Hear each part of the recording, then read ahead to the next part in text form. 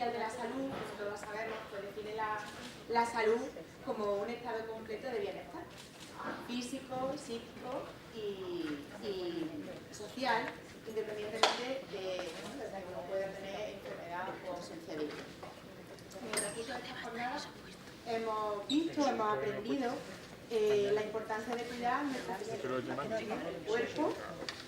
Es curioso porque ayer se hizo este símil, pero yo siempre digo que el cuerpo es la carrocería que tenemos y que es única, nos va a durar toda la vida, con lo cual hemos de aprender a cuidarla. Pero a lo largo de estas sesiones hemos llegado a la conclusión, yo por lo menos lo he hecho, de que de nada sirve que nos propongamos cuidar nuestro cuerpo si no cuidamos, entendemos y cuidamos nuestro cerebro.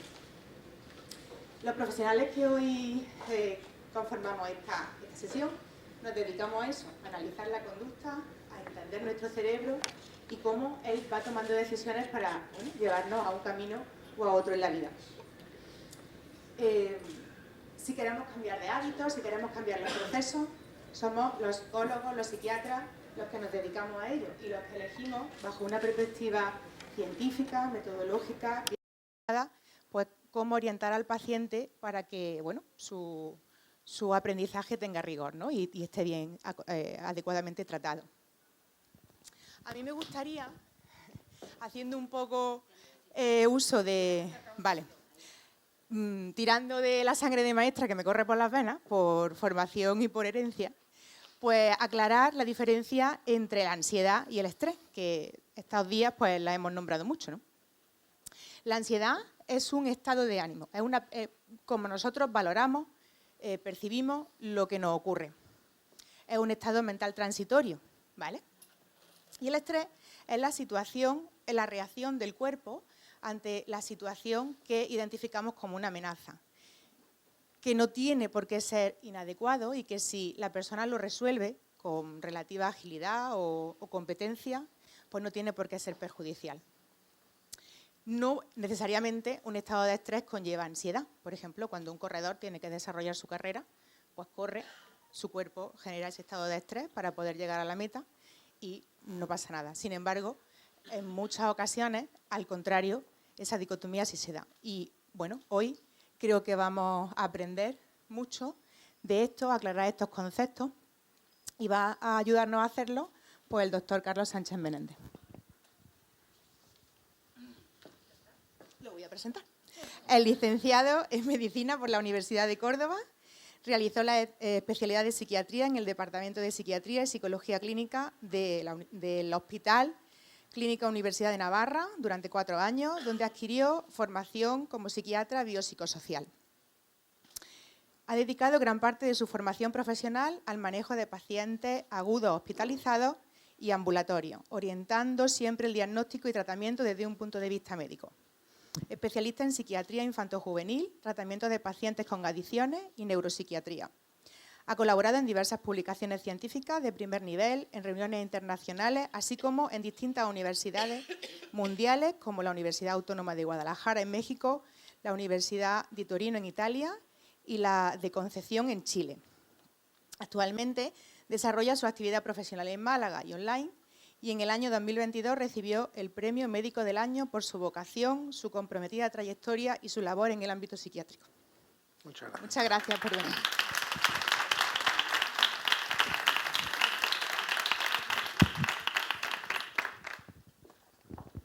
Ya sé. Okay. A ver, esto. Bueno, pues lo primero, buenas tardes a todos y muchísimas gracias por acudir, porque hoy viernes a estas horas y con el tiempo que hace, entiendo que en cualquier lugar se podría estar mejor que aquí. Así que sí, por lo menos escuchándome a mí. O sea que por esa parte agradeceros a todos la asistencia, nos vamos a tutear, por favor. Y por otra parte, bueno, por supuesto, agradecer al Foro de Empresarias de Córdoba, de Mujeres de Córdoba, que pues, bueno, me ha invitado y me ha dado la oportunidad de estar hoy aquí, dándole clausura a las jornadas que se han continuado durante estos 3 últimos días. Y bueno, y con un tema, pues yo creo que a todos nos afecta, de alguna forma o de otra, más directa o indirectamente, Si no nos afecta en primera persona, nos afecta a los familiares, a nuestros trabajos y al día a día de nuestras vidas. Mirad, hoy bueno, estamos poquitas personas, esto es una reunión para mí casi familiar, cosa que se agradece porque bueno, pues mi forma de explicar las cosas es, voy a intentar que sea pues eso, muy cercana, y me pueden interrumpir a mitad de la charla. Yo no quiero que esto sea un monólogo, quiero que esto sea algo más o menos que vaya y que venga la información, aunque luego, por supuesto, tendremos un ratito para preguntas o simplemente comentarios que cada uno quiera hacer.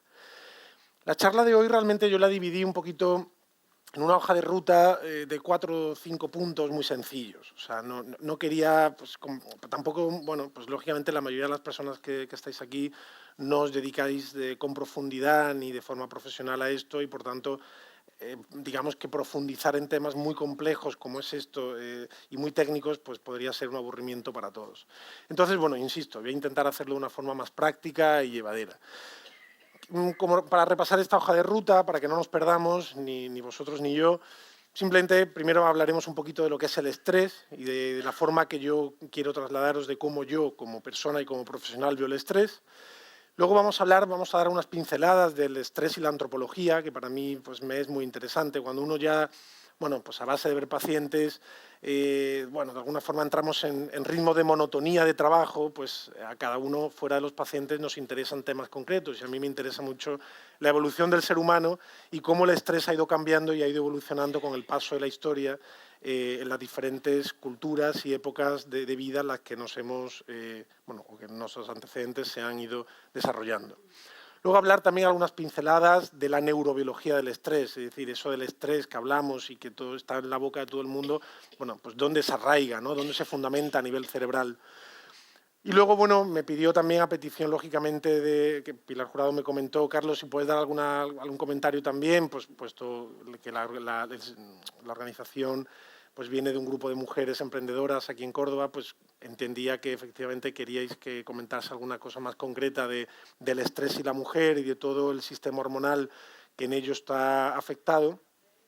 Y luego, bueno, hablar también un poquito del estrés en el día de hoy, ¿no? Es decir, es un poco un recorrido, pues casi un poco evolutivo, para que toquemos un poquito de todo, pero mucho de nada, de alguna forma, ¿vale? Y luego algunas conclusiones a modo de finalización, ¿vale? Esta es un poco la hoja de ruta para que no nos perdamos. Bueno, mirad, el estrés, ya Pilar comentaba o hacía alguna diferencia la diferencia entre el estrés y la ansiedad. Es una definición muy complicada, es decir, diferenciar estrés y ansiedad, para mí que me dedico profesionalmente a ello, honradamente, sí, definiciones tenemos de muchos tipos, pero no es fácil, o sea, porque, bueno, ella ha comentado unas definiciones que por supuesto estoy de acuerdo, pero luego en la práctica clínica realmente es difícil de diferenciar dónde acaba el estrés, dónde empieza la ansiedad y dónde acaba el estrés.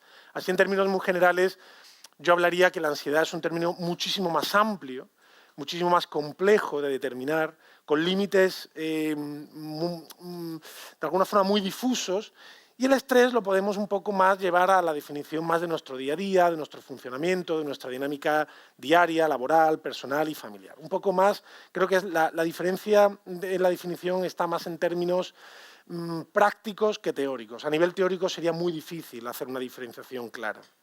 Mirad, el estrés lo tenemos que entender, lo primero, que es la herramienta que nos ha traído hoy aquí.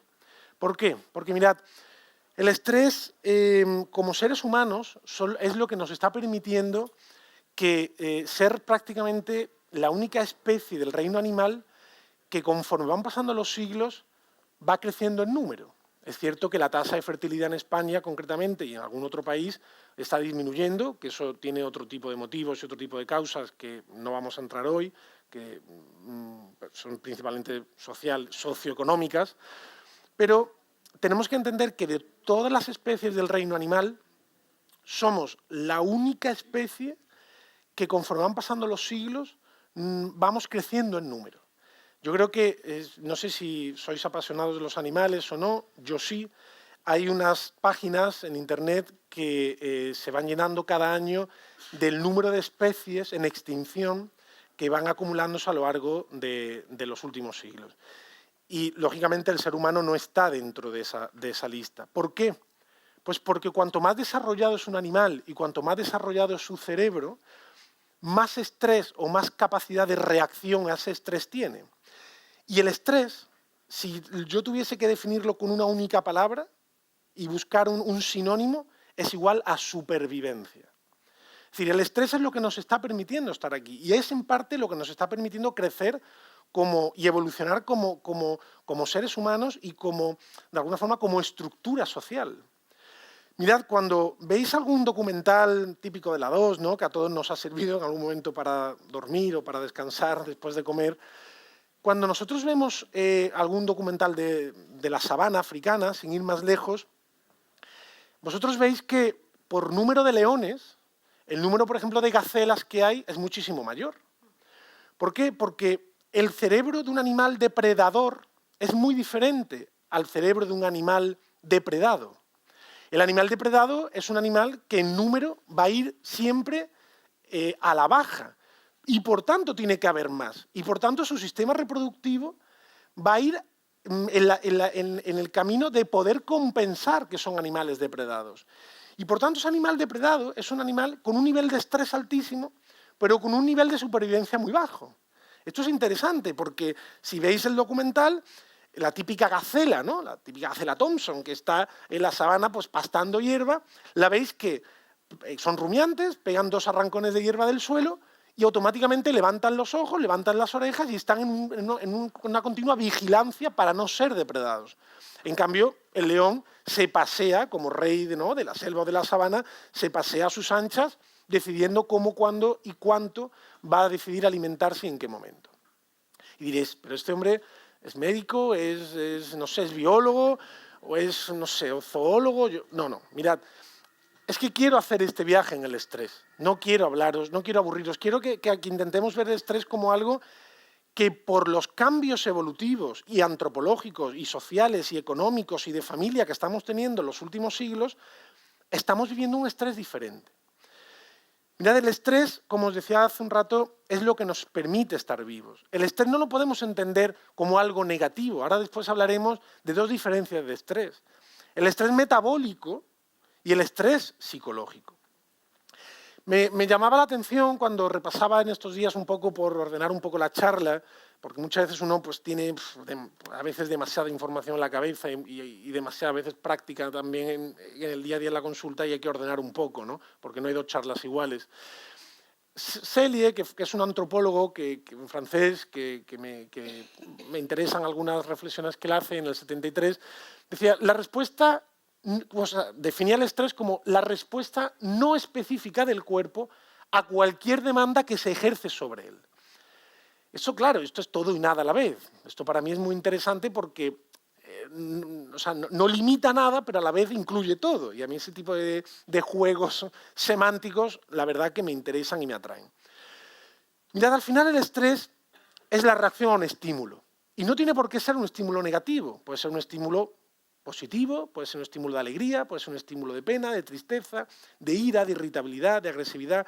Es decir, nosotros reaccionamos a los estímulos, porque tenemos un órgano que es el cerebro que es altamente reactivo y altamente sensible a cualquier estímulo neurosensorial que esté a nuestro alrededor, ya sea una música, ya sea un sonido, ya sea una cara de un amigo, de un familiar o de una persona que desconocemos, ya sea un cambio en el tiempo, ya sea lo que sea.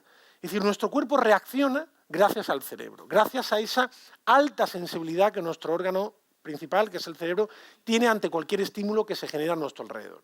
Entonces, dependiendo del estímulo, dependiendo de nuestro cerebro y dependiendo de cómo nuestro cerebro sea capaz de reaccionar a él, se desarrollarán reacciones de nerviosismo, de alarma o de ansiedad.